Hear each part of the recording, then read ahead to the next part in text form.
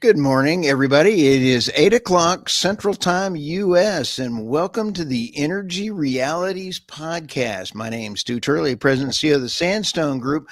We've got a special edition of the Energy Realities Podcast, and let me introduce our wonderful team today. First around the corner is Irina Slav. Irina Slav is a fantastic energy writer out of Bulgaria. How are you today? I'm great, thank you. It's summer proper, it's hot, but we're fine. Still alive and not roasted, I mean. Well, and we're still cooking with gas then, right? Oh yeah, we're definitely still cooking with gas. All right. And then we have David Blackman. I mean, not just a David Blackman, but the David Blackman. How are you this morning, Mr. Blackman? I'm just fabulous. Absolutely wonderful. It's a beautiful day in Texas. It's hot as hell and bright skies, no rain in the forecast. I'm running up my water bill. That I like. When you sit back, and I love all of your work that you're doing over on the Energy Absurdities Substack, your X account, as well as I saw your Daily Caller and your Forbes this past week. Well done. You've been busy. Not much to talk about these days. Do what now? Not much to write about these days. Holy smoke, Batman. Just when you thought energy absurdity left the White House, it is still, we got more than we can handle of talking. And then we have the Dr. Tammy Nemeth. She is absolutely having a great time in Canada, somewhere in an undisclosed location in Canada. How are you today, Tammy? I'm doing great, Stu. Thanks so much. I'm on holiday, but you know, Energy Realities is so important. Gotta come.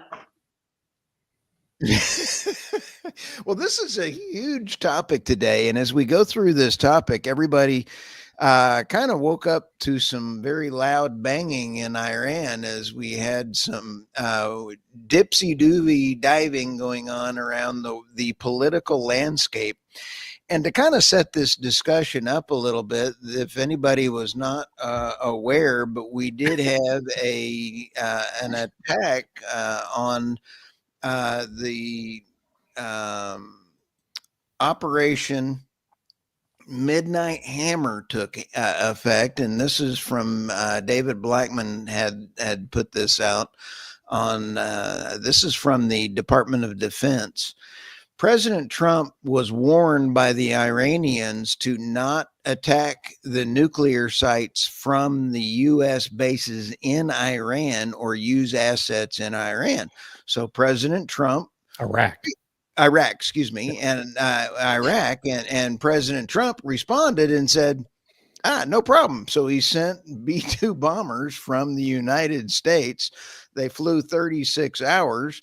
And he also sent Tomahawks out of the seas from submarines and did not avoided that discussion. And so we've had quite a stir of events. The Iranian parliament has approved to shut down the Strait of Hormuz. However, they're waiting for their Security Council to approve that. Now, they have said over 15 times in the past since 1980 to say that in the past that they would go ahead and shut it down, but they have not shut it down in the past. So we've had some very high increases in oil prices coming back around, and we're currently at 73.57. down a little bit on WTI and 76.78 on Brent. And as we take a look at the Strait of Hormuz, what does this mean if it was actually shut down? Well, the numbers are staggering, about 20 to 30%, whatever the number is. I have to get an exact number, but it's a percentage of 20% of the oil in the of the world, of the global market, and 20% of the LNG market also goes through that strait.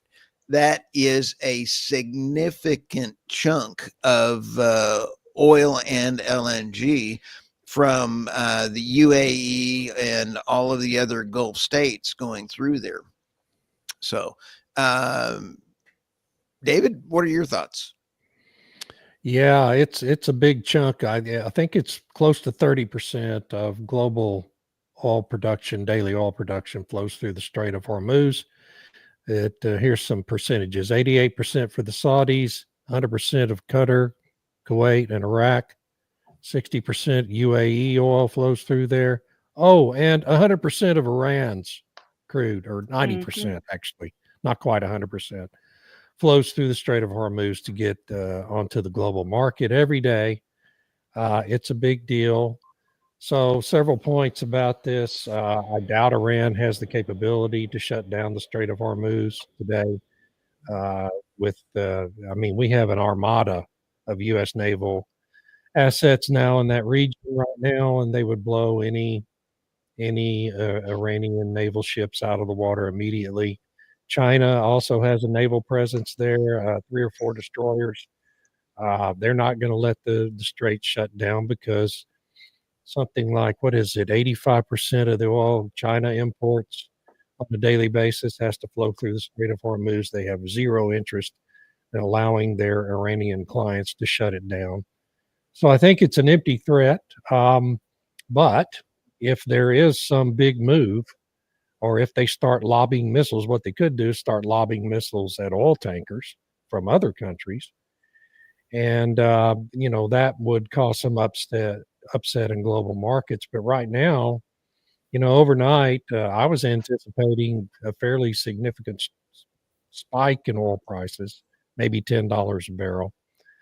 When trading opened on the Asian markets yesterday, which is about 5 o'clock, I think, Central Time in Texas, the opening price was only about $5 above where it had been at close of trading Friday, and it immediately went back down. And this morning, we're 50 cents below the levels at the end of the day Friday, as the markets are just kind of waiting to see what Iran tries to do next.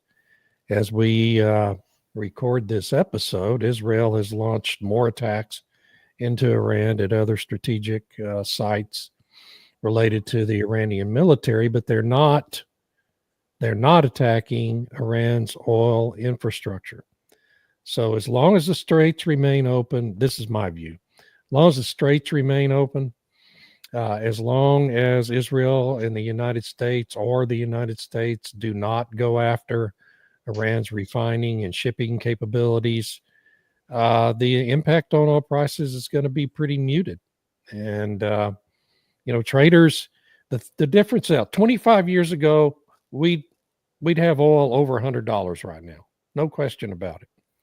Today, there's so much real-time information, so much sophisticated, automated, AI-driven analysis of what's happening, that traders are not nearly as prone to panic as they were in the past, even 15 years ago when we saw it spike to $147 in 2008. And so I just think that has the impact of muting these market responses for these kinds of impacts in the Middle East, these kinds of upsets going on. And so unless there's some major expansion, I'm not really expecting any big price impacts here. But that's just my view. Cool. Irina, what are you thinking? I think it's really interesting that oil is not higher, but what David said is true. And there's also the fact that we have algorithms thinking instead of oil traders. And I think because they've outsourced their thinking, that's why they're not panicking. On the contrary, I just saw the oil price chart, and oil is down from this morning. And that's because the Iranians have not yet closed the Strait of Hormuz. And I've been noticing for years now that unless the supposed supply disruption happens immediately right now, traders start selling because, oh, it's not going to happen. But you never know, because while I agree with David, it will be really hard to actually block the Strait of Hormuz. They have to try. This time, it has to be more than an idle threat, because this time they're being bombed by Israel and by the US. They have to save face, if nothing else, the Iranian government. They have to show that they're being serious. It won't be good for their standing with Iranians if they don't try to block it. How successful they would be is another matter, but just the attempt to block the strait would lead to a response from the US military, which will also cause a disruption in oil flows. It will be probably much shorter than if it's blockaded, but I really don't know what's going to happen. But I'm pretty sure there will be some sort of disruption, and maybe oil prices will, scare oil traders by rising faster, or maybe not. I don't know. The oil market is insane. No, seriously, it's Oh, it not is. You're normal. right. But it's funny. It's entertaining. One of the The things oil market, not. Yeah. One of the things that is most interesting about the Strait and Iran has two oil export, one right at the entrance of the Strait of Hormuz, and then the other one is their Karg Island. I don't know if I pronounced it correctly, which is normal for an Okie Texie kind of guy like me. But when you look at that island, that's 95% of their oil exports are off of that island. And then you take a look at whether or not is spoofing going on right now, GPS spoofing. Last week we had 3 tankers on fire because of the sanctions on the tankers are causing problems with them turning off their sanctions, their GPS, and everything else. And then there are terrorist type activities on the shores. You don't see any tankers near the Iranian side. And as we take a look here, Tammy, what are your initial thoughts on this? I agree with what everyone said so far, especially with respect to how trading happens. I know that there's a lot of sort of emotion in trading, and sometimes it can be based a lot on this sort of waterfall effect, I guess, where one starts panicking and then there's the knock-on effect, and a lot of people start panicking on the trading. But maybe there's something else going on. Maybe it is the algorithms that are doing more of the trading now that is tempering that sort of thing, like what David and Irina said. I agree with Brian Zinchuk here. It was like he said, "I'm shocked oil prices aren't up $20 this morning." And Brett Baker had a great comment where he said, "Sympathy for those of us trying to negotiate an oil and gas lease would be appreciated." But if you're negotiating a lease now in North America or something, it'd be like, yay, we can have energy security and back things up. What I find interesting is, like, Irina had a great Substack this morning where she talked about these tankers doing U-turns, and I think. Whoops. We've lost Tammy. Irina, were they Iranian tankers that were doing the U-turns? I didn't see that mentioned, just that tankers were turning or stalling in the area. Oh, I think I'm frozen. Let me see. No, but we can hear you. No, my point was that even without an actual blockade, tankers are, and tanker owners are being careful, which is already a disruption because some of these tankers were empty. They were going there to load. And I wanted to make a point about Iranian exports. A few days ago, Reuters and Bloomberg, I think Javier Blas, were reporting that Iran is sending more tankers out,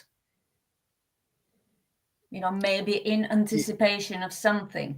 And there were all these reports over the past few months that China is doing so badly on oil demand that it is putting oil in storage. Really? Maybe it was preparing for things. Or maybe it wasn't, but now it has more oil in storage. So I think that while it's a very valid point that China would not like it if the Strait of Hormuz is shut down for however long, China is not exactly unprepared. That might matter. No, I don't know. And when the bombing started a little while ago, there are roughly 1,400 tankers in the dark fleet. Of those 1,400 tankers, there's many of them used for refined or diesel and other kinds of products. Russia has about 670 of those tankers.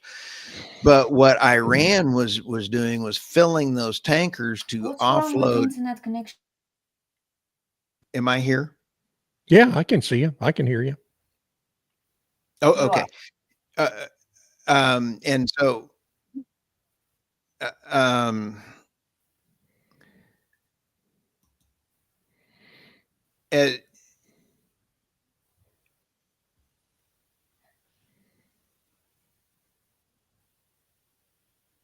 You there, Stu? yeah, I'm just sitting there trying to think. Okay, so on your story,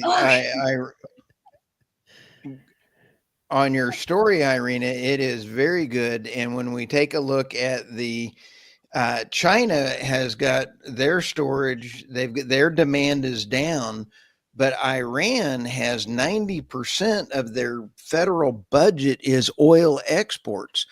And so I think that President Trump and everyone is smart enough not to bomb the Iranian oil export, because whoever does that is going to be responsible for trying to rebuild a complete disaster of a regime change. If there's any hope for a regime change in Iran, I hope they leave the oil exports alone, and the capability for 90% of the federal budget is tied to oil. So I really don't want that hit at all. I think that's a last ditch thing. And I think the Iranian folks are absolutely wanting a regime change from everything that I can see. No, they don't. No, they don't. I actually read a really wonderful comment on X. Yes, they don't like their government. They haven't liked it for decades. It's repressive, it's cruel, and all that. But this guy was saying, an Iranian, that they have seen what happens when the US bombs you to bring democracy. They've seen Libya, they've seen Afghanistan, they've seen Iraq. They don't want that. So they are stuck between their own repressive government. I'm not using the word regime because we either call everyone a regime or we call them governments. We can talk about the EU regime, the German regime. They're being oppressive as well. Probably not as brutal, as Iran's for the time being. Anyway, language aside, so the Iranians are actually rallying behind their repressive government because it's their government. And this guy was saying it's better to have a government, however repressive and cruel it is, than have no government and end up like Libya. Can you really blame them? Because I can't.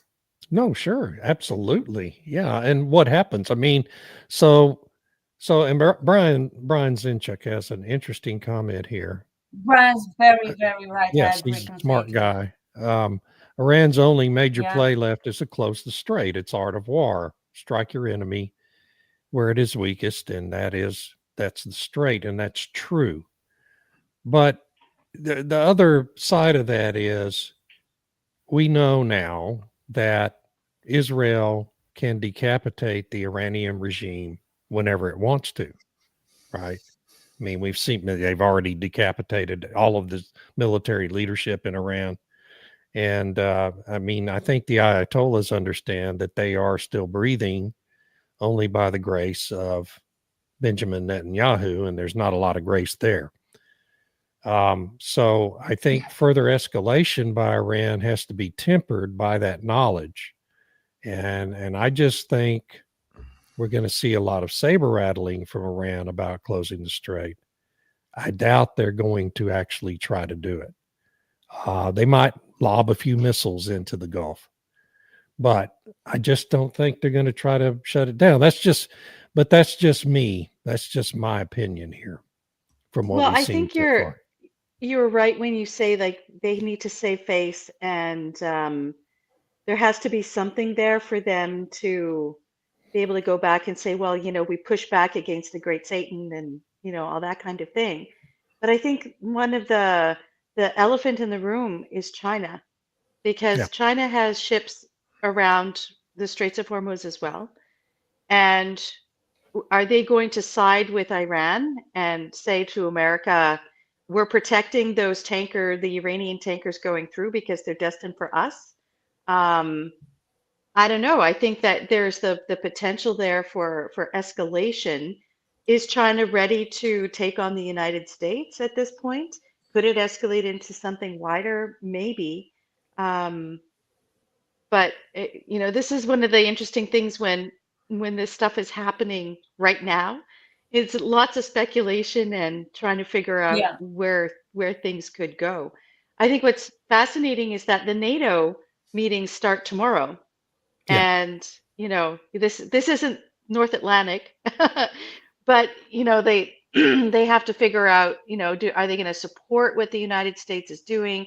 Is there going to be some declaration against Israel and against what this action has represented?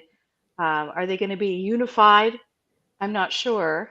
I know that whatever the UK says, Canada will probably mimic because, excuse me, the Prime Minister's office in Canada tweeted the exact same statement that Britain did.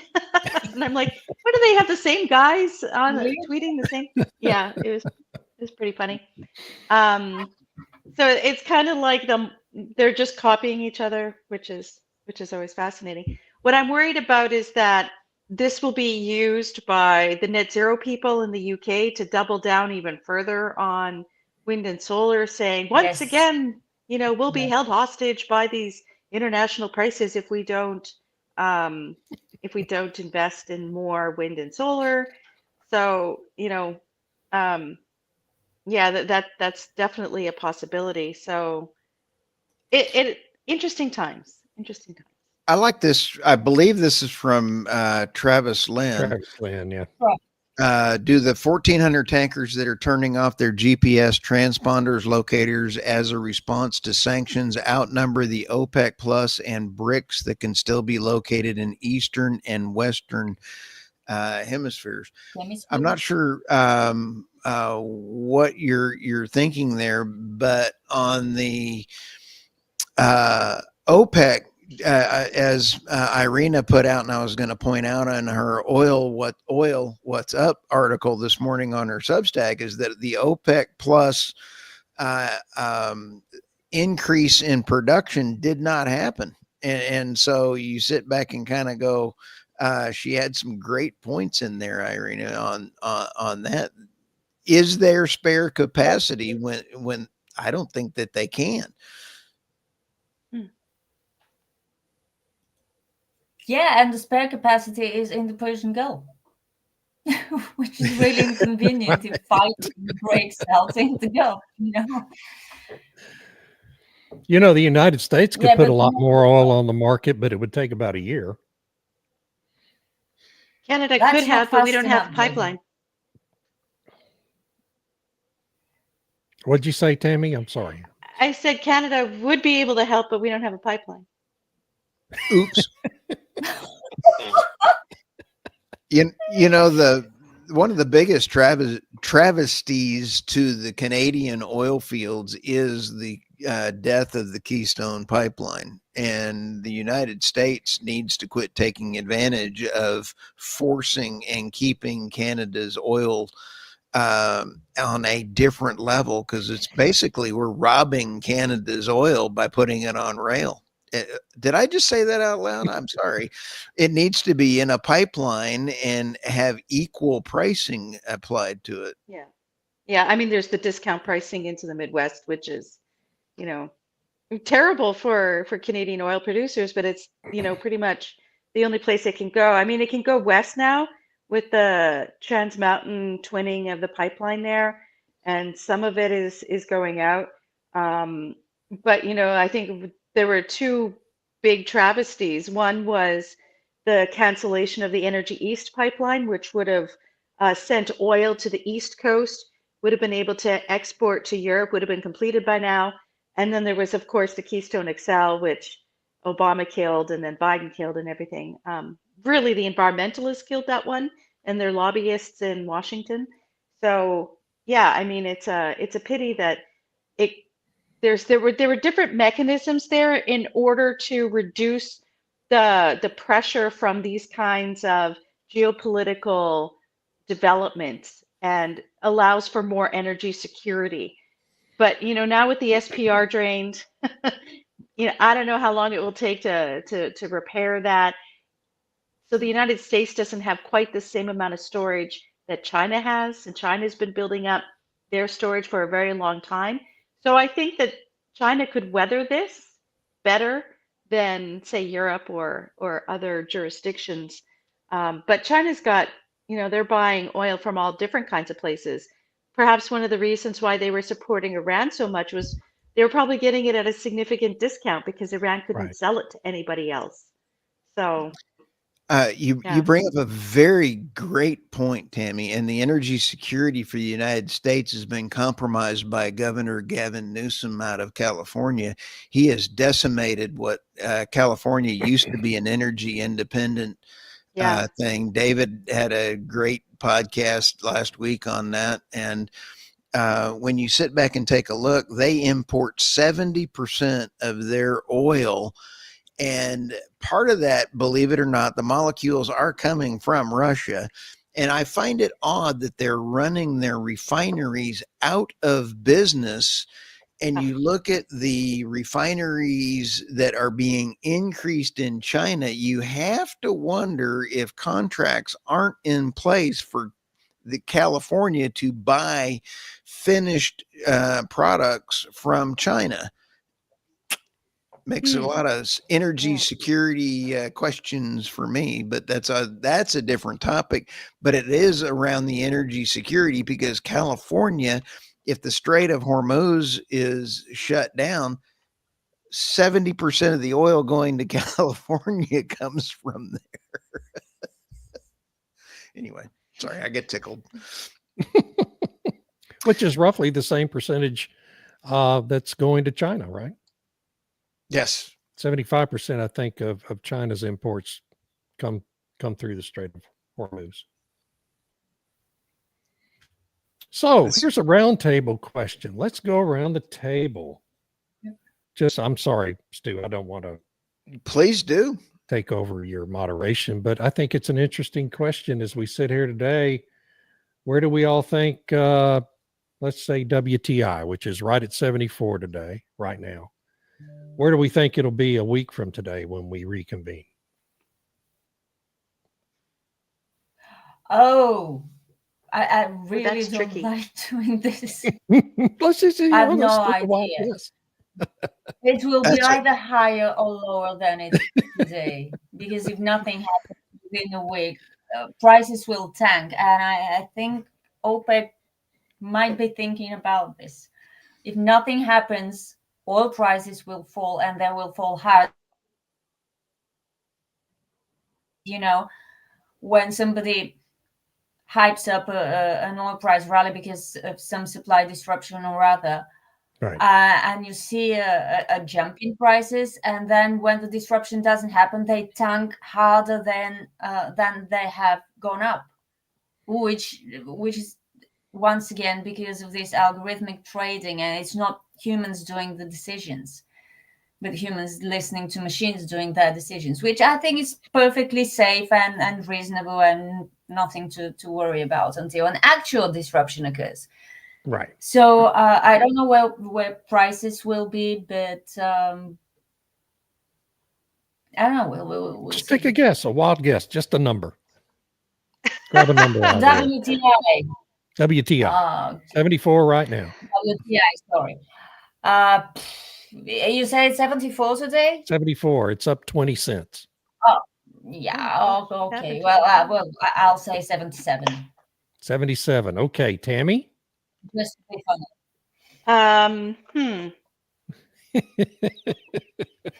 I hate making these predictions. I'm like Irina. It's While like I have while no you're idea. thinking, I know. Brian- I did too. But I did it.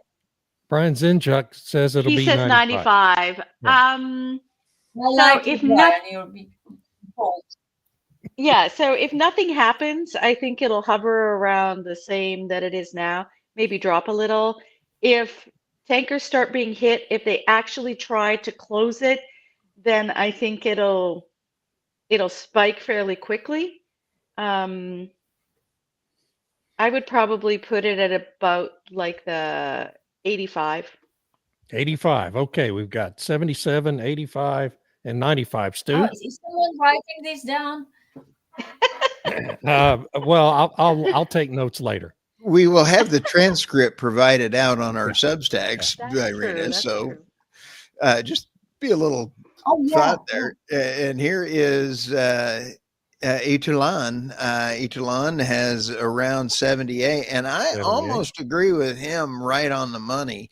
For I think there's going to be less swinging in the WTI, and let me throw this squirrel into this can.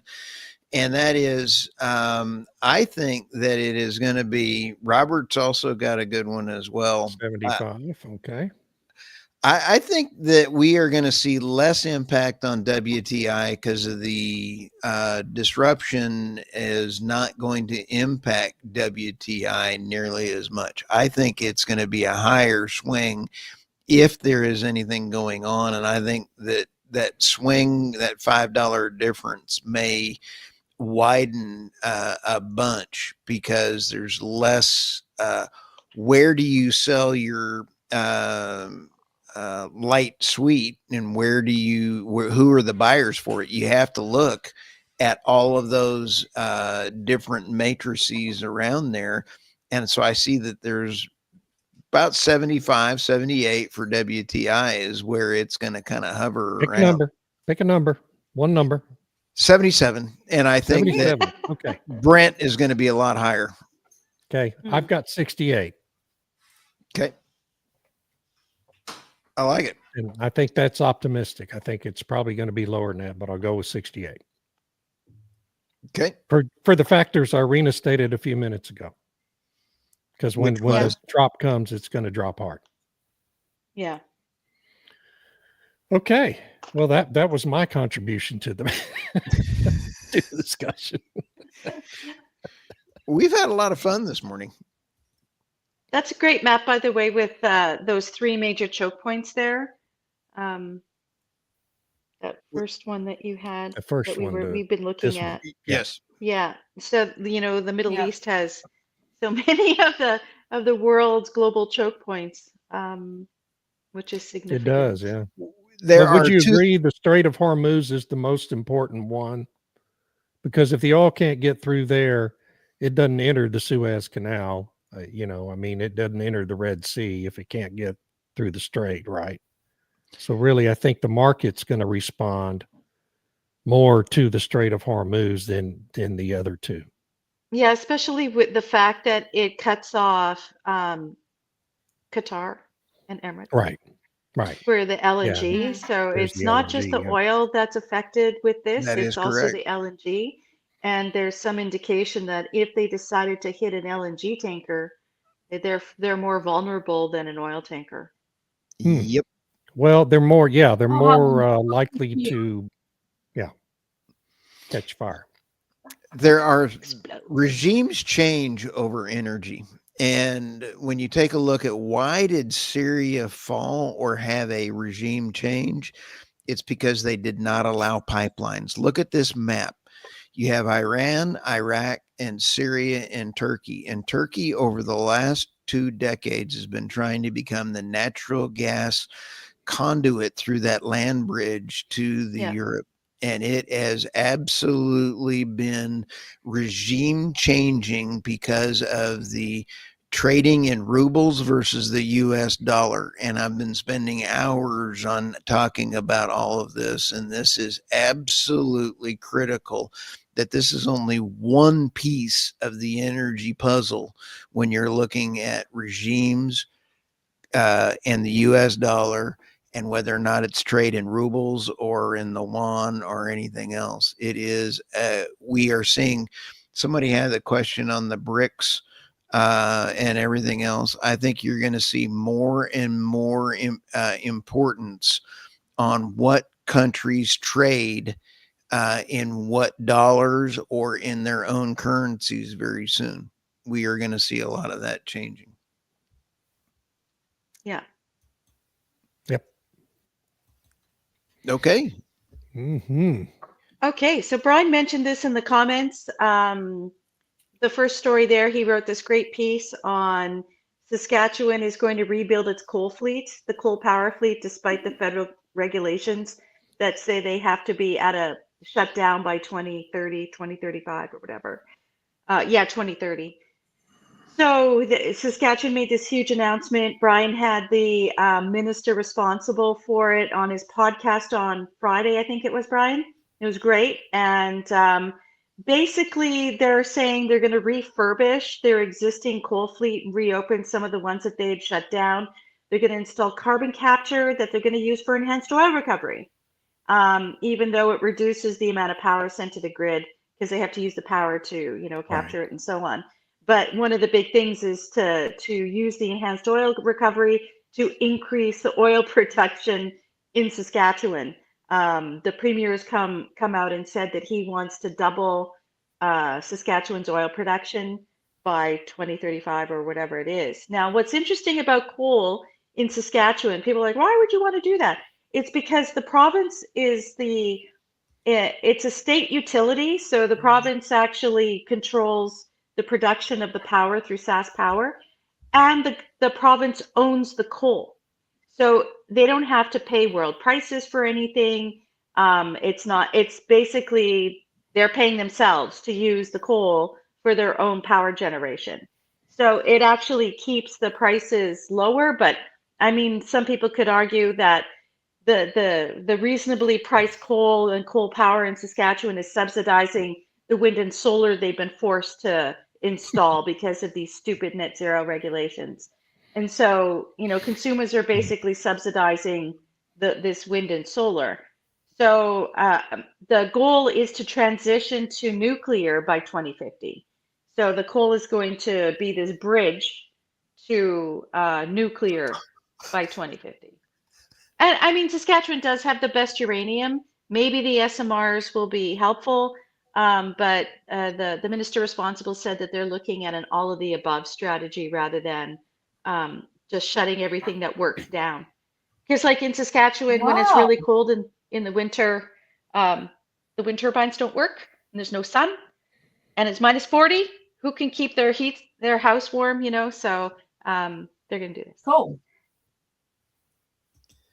Sounds amazingly sensible. It's refreshing and a little bit shocking that somebody somewhere is thinking rationally for a change. Especially in Canada. Oh, yeah. Yeah, especially in Canada. Could be because it gets really cold, and we know how dangerous this kind of cold can be, and that you need reliable, really reliable energy to survive this cold. Exactly. It's not like Vancouver, where it goes down to -5 and everybody's panicking and freaking out. It's minus 40. You step outside for any kind of extended period of time without proper stuff, you die. So it's like, do you want your citizens to be dying in order to meet the net zero proclamations from the federal government, I mean, they have a responsibility to the citizens, so yeah, good for Well, them. don't That's don't great. ask them that question directly. You may get an answer you don't like Sure. I mean, they're from expanding some the of them. assisted suicide in Right. Canada. So I think it's like the number 4 cause of death in the country is through assisted suicide. It's Yeah. really quite tragic. Anyway, then the second story is ArcelorMittal drops their plans for green steel in Germany due to high energy costs. This is a Reuters article.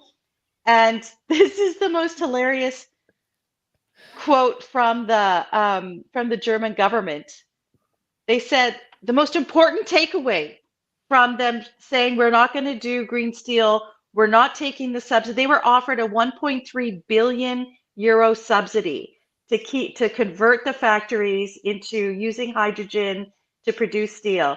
And ArcelorMittal said, even with that subsidy, it's too expensive. The energy costs are too expensive. And the spokesperson for the government said, No. the most important thing is that no money has yet been paid. What a relief! They Yeah, haven't from his taken the subsidy standpoint, yet. yeah. Good grief. I thought that was so funny. And then they were saying that even if you think about it, even with the subsidy, with the high energy prices, the costs are still too high to be profitable. But there's 3 other steel makers in Germany who've taken the subsidy and are still pushing through. But they're calling on the German government to improve market conditions for their product, which would basically mean, how do you improve your market condition? You stop anybody from buying other steel, because the big complaint is that they're importing steel instead. And what they found, like some of the steel they're getting is from Russia. I guess there's no sanctions on steel. Some of it's from Turkey and some of it's from China. If it's Chinese steel, they better be careful, because Vancouver used a bunch of Chinese steel to build a really big bridge that they've had nothing but trouble because the steel's of poor quality and the Substandard. welds are inferior, and it's buckling. So Nice. buyer beware. So that's it for my stories. And you can find me on Substack at thenemouthReport.substack.com. I'm not publishing anything for a few weeks just because I'm on holiday. Maybe I'll try to put something out about what we're seeing happening in the Middle East, but trying to just spend some time with family. Outstanding. Oh boy. So here are mine. So the Senate, we'll go with the second one first. The Senate has caved on Inflation Reduction Act, wind and solar subsidies. The House sent over a bill, the big beautiful bill, with a provision that would phase out, has a hard stop on those subsidies beginning in 2026, with projects that are completed before the end of 2028 able to benefit from the tax credits. The Senate has taken that strong language, which would have ended this outflow of hundreds of billions of dollars for useless energy projects very quickly. The Senate decides, well, we'll set a soft deadline for start of construction by the end of 2030, and we'll give you another 10 years to get linked into the grid with it, and you can keep accessing the tax breaks into perpetuity after that. So basically what the Senate language does is simply the same thing that we've had for the last 20 plus years on the stupid ethanol subsidies implemented during the Bush administration, that it's just a subsidy program that never ends. And we're going to waste billions and billions and billions and billions of dollars into perpetuity if the Senate version of this bill is passed. And guess who's leading that effort? Who chairs the relevant committee that is leading the effort to defang or to perpetuate these wind and solar subsidies? Texas's own John Cornyn. Okay. Senior citizen from my state. I'm hanging my head in shame as I say that. Okay. So there's that one. He is despicable. He Did I is, say that? and he needs Sorry. to go. He's going to have a strong primary challenge next year from our current Attorney General and Ken Paxton, and he's probably going to lose his seat. Thank goodness. Second one, Supreme Court wades into Louisiana's coastal erosion lawsuit. So we've had this lawfare, basically campaign in Louisiana, in which since 2013, in which the various parishes, they're not counties in Louisiana, they're parishes, local governments, suing the oil and gas industry to try to extract hundreds of billions of dollars out of the industry to as recompense for the coastal erosion issues in south part of the state, south of the Mississippi River. And the lawsuits basically want to hold the industry responsible for all of it. Well, the industry is responsible for some of it, maybe 10% of it.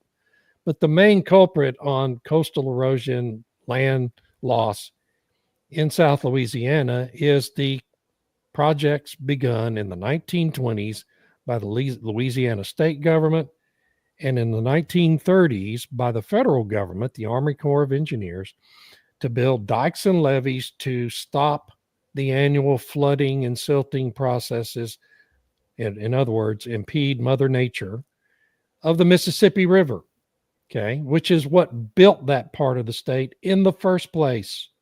Well, you take away the flooding and silting processes, what's going to happen? The land is going to disappear because it's not being replenished as nature has replenished it for millions of years. Okay. That's the problem in South Louisiana.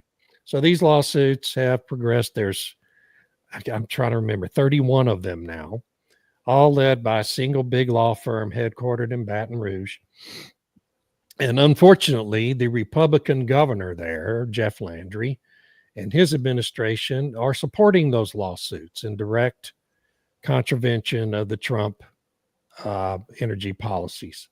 So the Supreme Court waded in, though, and said, okay, look, we're going to hear this case in federal court instead of leaving it in the state courts, where in April there was a negative decision in a lawsuit involving Chevron and Exxon, in which the judge who governed the case, had taken thousands of dollars in political contributions from the plaintiff law firm defending the plaintiffs. So it looks like these suits are going to have to go through federal court now, assuming the Supreme Court rules correctly. It's going to hear the case next year. And that's really good news for the Louisiana industry. So I just thought that was good news, actual good news on the energy front to highlight. And that's mine. That's very convoluted, I know. Energy Transition Absurdities is my Substack. It's blackman.substack.com. Come see me.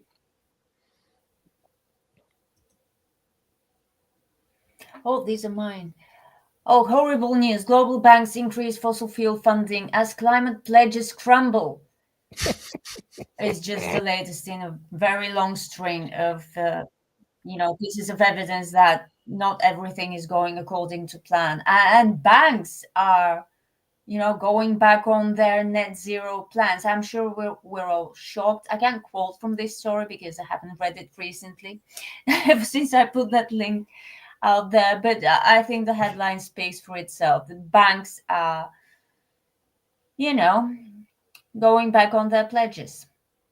I wonder why, despite all this, ongoing conviction campaign, I'd like to call it that. Everything's fine with net zero. Everything's fine with the transition. We'll be borrowing more for the transition, especially in Europe. And what, did Trump change everything? I don't think so, because this is about last year. So they have seen the banks, the lenders, the financiers, the men with the money and women with the money. They've seen it's not working. I mean, how much more evidence do we need that this transition thing is not working? It's really exhausting, honestly.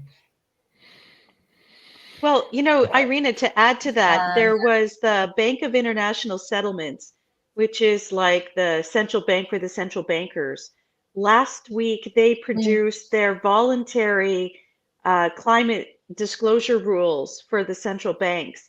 And I guess there was this massive fight because they wanted to make it mandatory. And the Americans said, no way, don't make this mandatory. So they've been working on these rules for a very long time. And so they issued them, but said they're just voluntary.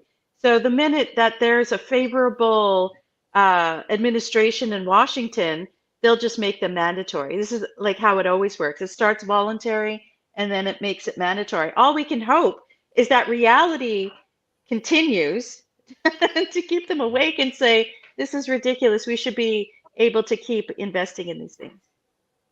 Yeah, because if they make it mandatory, then banks will suffer. Banks will lose money. Banks don't like to lose money. And Exactly. banks are the ones running the show. So you can't do it. They won't have it. The second story is schizophrenic. UK issues tougher environmental rules for new North Sea oil and gas drilling. I cringe every time I see a headline about the UK and energy, because it's painfully obvious that these people don't know what they're doing. First, they want to ban it, but they want to go ahead with certain kinds of exploration because, they grudgingly acknowledge that the country still needs oil and gas, and it's kind of better to source it locally instead of import it. But now they're doing tougher environmental rules. Which is it? Really? Do you want to kill it, or do you want to keep it on life support? And how do you expect the industry to work productively and meaningfully if you're keeping it on life support with tough environmental rules and banning new exploration but allowing exploration in adjacent deposits or something? I know. Just like, because apparently some report came out saying, yeah, actually oil and gas is cheaper than the wind and solar that we have on the grid. It was like hidden in some big document, and it was making the rounds on X that, they'd made this admission. And then they're like, oh, we're gonna open up. Well, you're not gonna open up if you put these tougher environmental rules. Yeah. Who's gonna do it? Who's gonna do it? Plus they keep doing mutually exclusive things. Exactly. And because they still have that massive windfall profits thing. So like a company's going to make that investment, have to do this environmental gauntlet, and you're going to be like taxed into oblivion. You'll make no profit. Tax. Yeah. Why bother? Yeah. But thank you for sharing that story. Get my blood boiling. Yeah, that was it for me. You can find me at Irina Slav on Energy, where I rant about energy. Mostly, I'm branching out into other topics because it's repetitive. All right. What I actually had the same topic that we just covered on this one. Has net zero caught up to the UK's Don Quixote green energy dream, reconsidering North Sea oil amid energy crisis? And I'm like, holy cow, Batman. And so I basically went through that story and basically came down to the last way to go, Patrick. UK is just kicking the can down the road until they find some new energy schemes so they can tax its subject more. Outstanding point, Patrick. Way to go. And I also loved the Tom Mumford's comment that we just shared a second ago. But my bottom line on this one is, will the UK prioritize affordability and security or double down on its climate leadership? And as Energy Ed Miliband prepares to decide on Roseband and Jackjaw, the world will watch. I absolutely find this man needs to be a Wallace and Gromit character rather than a leader for the UK. He's absolutely a Muppet. Yeah. I'm not sure if he's a Muppet or Wallace and Gromit character yet. I haven't figured that out yet. But let's go ahead. We've already covered the regional conflict. We've already covered that. And Doug Sheridan gave a great LinkedIn article, and I absolutely love Doug. The Wall Street editorial board writes Trump's decision to strike Iran's 3 most significant nuclear sites helped rid the world of a grave nuclear threat and a large step toward restoring U.S. deterrence. It also creates an opportunity for a more peaceful Mid-East. Iran's key nuclear enrichment facilities. He has a great point. His take, as the board points out, Trump made clear that for 40 years, Iran has been saying death to America, death to Israel, and this is absolutely right. Now, finally, an American president has taken the mullahs at their word before it was too late. His take number 2, no question that Iranian leadership should get what's coming to them. Good on Trump and America's military for delivering it. I'm actually very proud of President Trump for not going anything further, weaving through what the Iranians have said. If you use, like we talked about at the beginning of the show, if you use resources, we will attack those. And he says, okay. And he uses resources outside the area.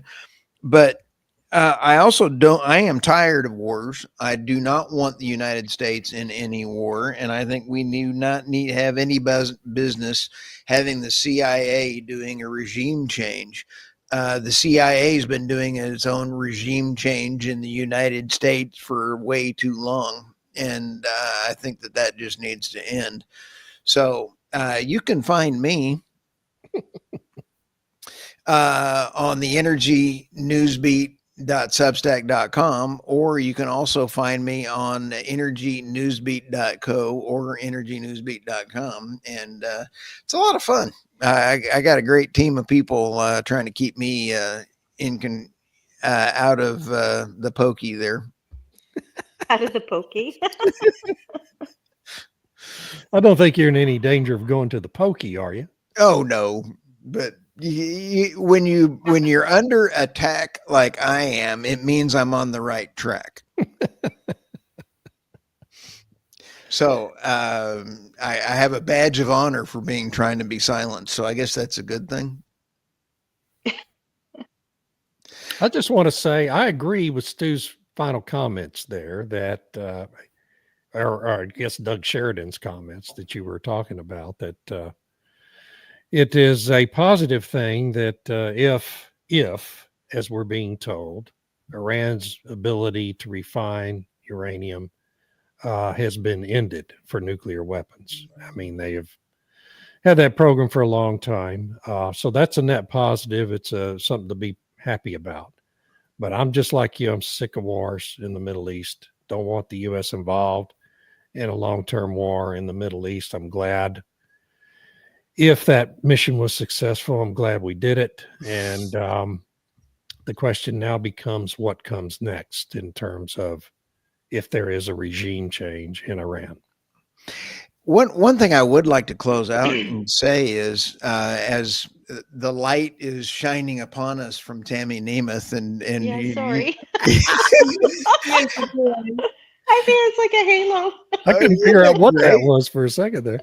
Wow, I see the light. No. Looked like the second coming happening. I believe in Dr. Nemeth. I truly believe that we need to understand how we got here. The United States caused this problem. Hillary Clinton got involved and got a lot of the uranium started processes with Iran under Bill Clinton. Yes, Hillary Clinton helped start it. Then you had billions of dollars funding this problem by Barack Hussein Obama started this problem. And then you had President, I'm not sure who I am, Biden, finish it by providing, I believe, is it $800 billion, whatever the number is, and billions of dollars, as Carl Sagan would say, that have been allowed into Iran so they could have their proxy wars. And I just find it despicable that the Democrats are now saying, oh, Trump is the dictator when they got us here. Yeah. Put up a solar panel. Good advice, Tom. Yeah, for for the whole 20 minutes of sun we're gonna have today. I don't know. I could be powering my iPad. Yeah, for sure. But look at the bright side. At least Canada is not trying to block the sun while trying to promote solar panels. No. Yet. Yeah. Not that do we Don't know give of. them ideas. They Because do try to follow. the Canada and the UK seem to be attached at the hip because Carney and Starmer are good friends, and he's got all these connections with the British royal family and all this kind of stuff. And there's an institute in Victoria that is pushing this idea of geoengineering. They're having a special talk about it this week about putting particles in the sky, and they're really trying to normalize this. And there's this new institute in the University of Chicago, big surprise, that's was set up by David Keith, who came from Harvard, and he's really big into the whole geoengineering thing. So who knows? Could be doing it. All funded by the Park and Gates Foundations. Yeah. Yay. Yeah. And Rockefeller. Let's not leave the Rockefellers. Don't forget the Rockefellers, Yeah, for sure. Don't forget, never forget the Rockefellers. Well, there goes your YouTube channel. for Yep, there mentioning I it. go. All right. Oh, yep. Yeah. It's gonna be Hopefully I'll be censored back now. by next week. All right. With that, like, subscribe, share. We will have this all out on our Substack channels. We appreciate every one of the comments. Tom, Patrick, Jeff. I mean, Brian. all of you guys. Robert, LinkedIn Brian. user, Mr. LinkedIn user. You might want to get your name changed. It's Travis. okay. You can go It's to Travis. the courthouse. You just can't It's see it. Travis. Travis Lynn. And, All right. Thanks, See you all next week. Thanks, everybody. See ya. Bye. Bye.